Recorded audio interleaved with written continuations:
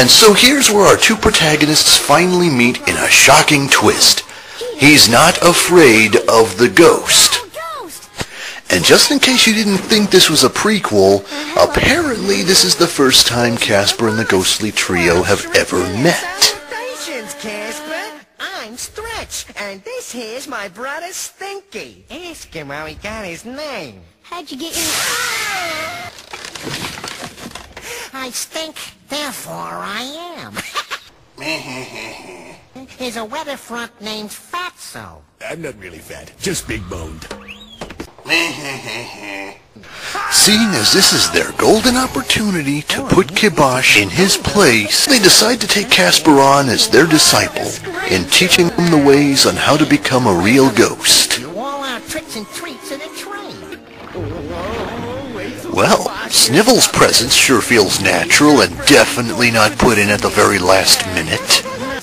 We then cut to Tim Carson's office, where he's still distraught over the demolition crew quitting on him. Out of options, Tim Carson decides to hire a former Navy commando named Bill Case. I know the movie explains that he's a demolitions expert who thinks he's a Navy commando, but fuck it, to me he's a Navy commando, who this movie seems to portray as a complete nut job. In your face! What was that? This little extermination job. Occupant has a gopher problem. Correction, had older. Are we insured? At first, the training goes down smoothly as they teach Casper how to go invisible. But air suckers aren't allowed for the rest. Sorry, union rules. But things start falling apart very quickly as we see the ghostly trio training Casper to do other ghost activities and failing time Look, and time stop that. Watch me. Heads up, bone bag! Now you. and time again.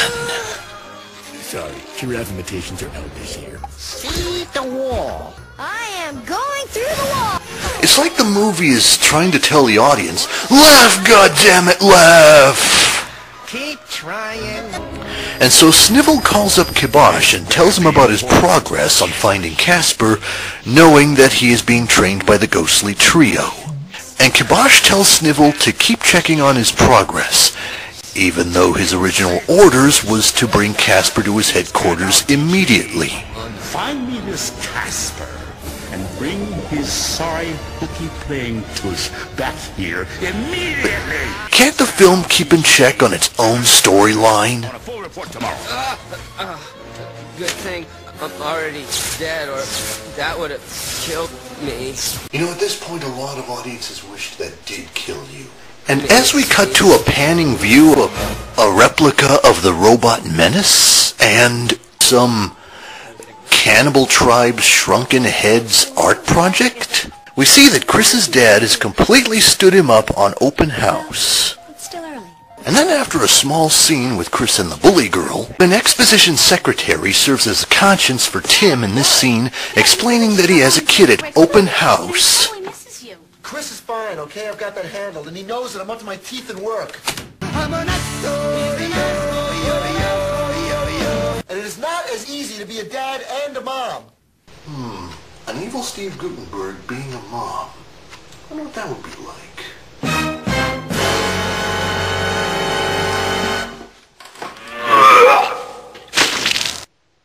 So after the open house turns out to be a big bust, Miss Vistograph decides to appoint a parent-teacher conference. We then cut back to the ghostly trio teaching Casper how to scare people, and it goes about as well as you would expect. That boo stuff wouldn't even give a fleshy goosebumps. When suddenly, Oh my George, he's got it. okay, seriously, couldn't you made his eyes bug out a little bit more in this scene? Oh, sorry, I sat on a rusty spring. Oh, forget it, you guys. We've been at it all day. Possession, flying, shape-changing, dismemberment. Wait, we didn't even get to stick around for those sessions? Those sound way more interesting than what's happening right now. I think I'm gonna be sick.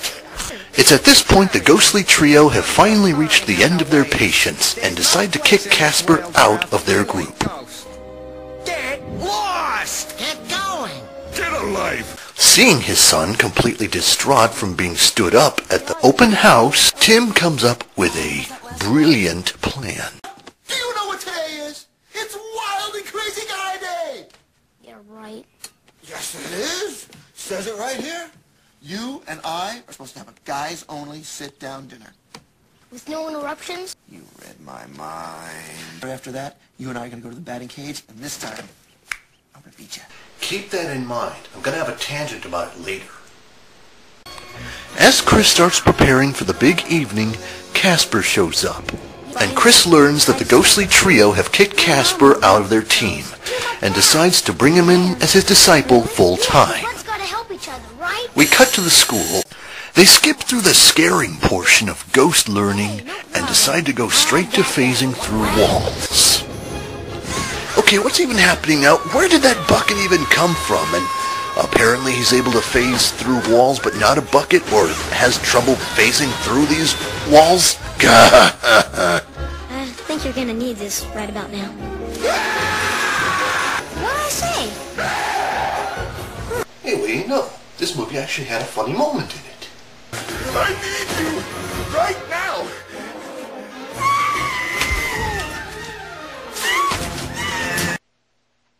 This is a kid's film, right? Smooth move, X-Lax. So, how'd I do? A for enthusiasm, but D- for control. And so, Casper's next lesson from Chris comes in the school library, which involves invisibility, something Casper's already learned from the ghostly trio. But whoops, the bullies have returned. They say this library is haunted. By who? Ernest Huntingway? No, William Shakespeare. Personally, I would have went with Agatha Goldstein. Casper then smashes the lead bully's head in with a spinning globe, causing him to knock over an entire bookshelf. And to make matters worse, he decides to give him the ultimate humiliation by placing a fire extinguisher on his back by a Turbo Man.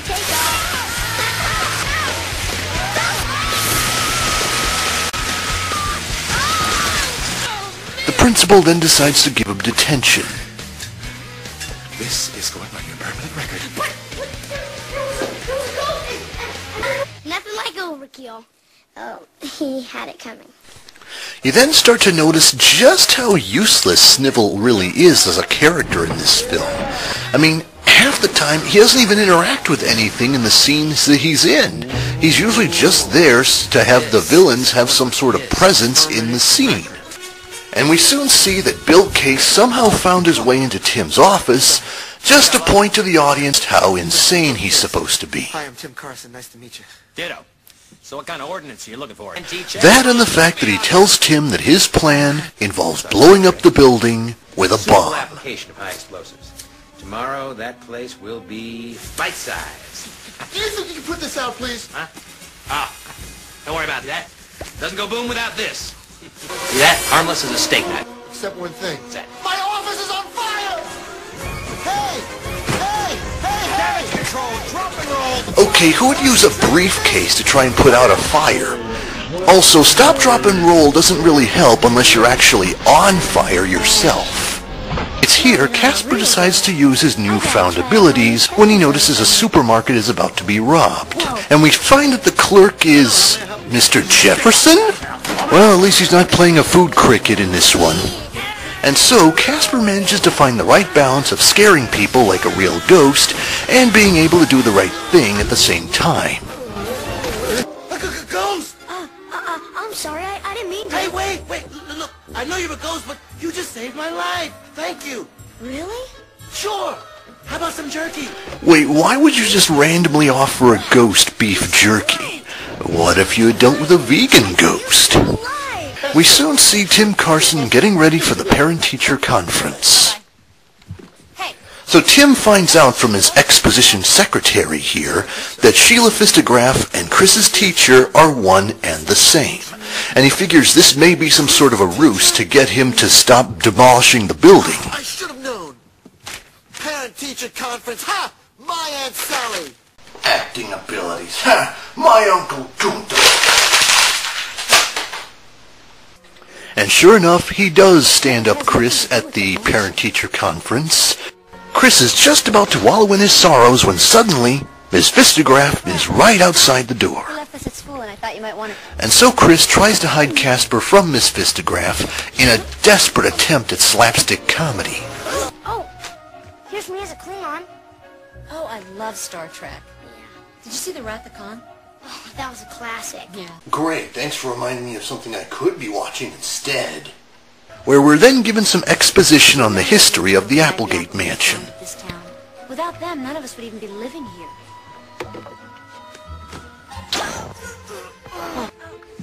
Laugh, goddammit, laugh! Oh, I don't think she likes me.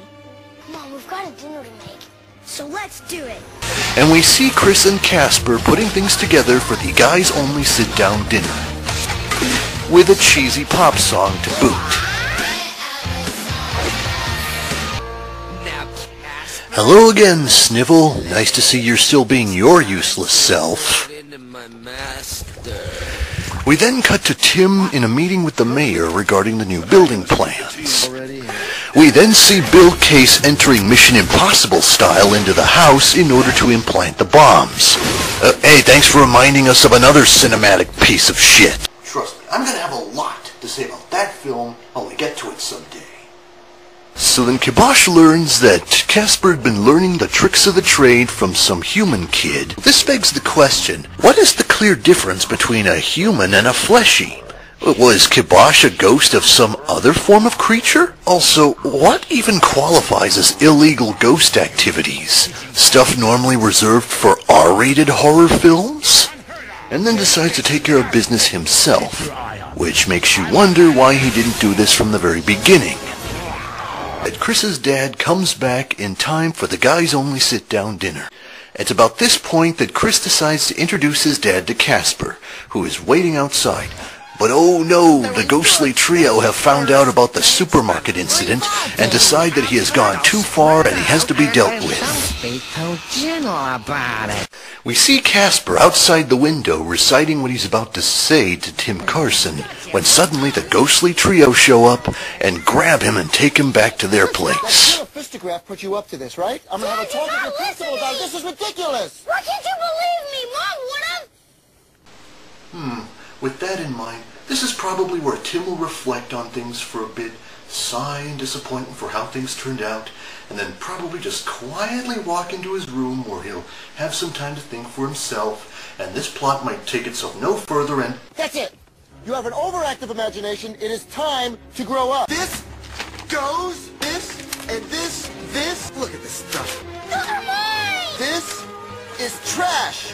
No! You clean this up! I've just seen the mayor! You can't! What about our dinner and the batting cage? I don't want to hear it, Chris. It's not fair! You like your job more than me! Where do I begin? Where do I even begin with this scene?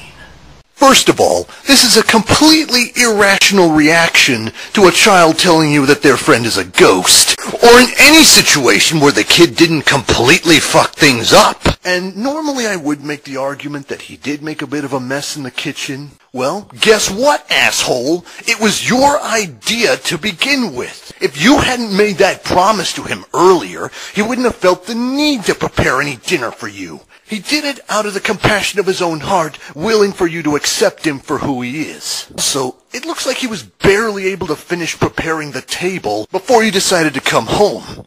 He probably would have cleaned up the mess, but you came home before he even got the chance to clean up the kitchen.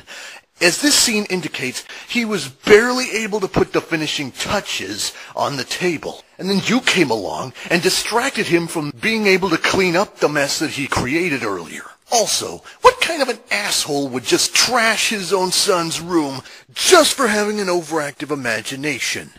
Also, who the fuck are you to tell people to grow up? Your son is 10 years old. He is still, in all technicalities, a kid. What, are you Joseph Kony or something? And also, what kind of a scumbag would storm out of their son's life just after completely trashing his personal space?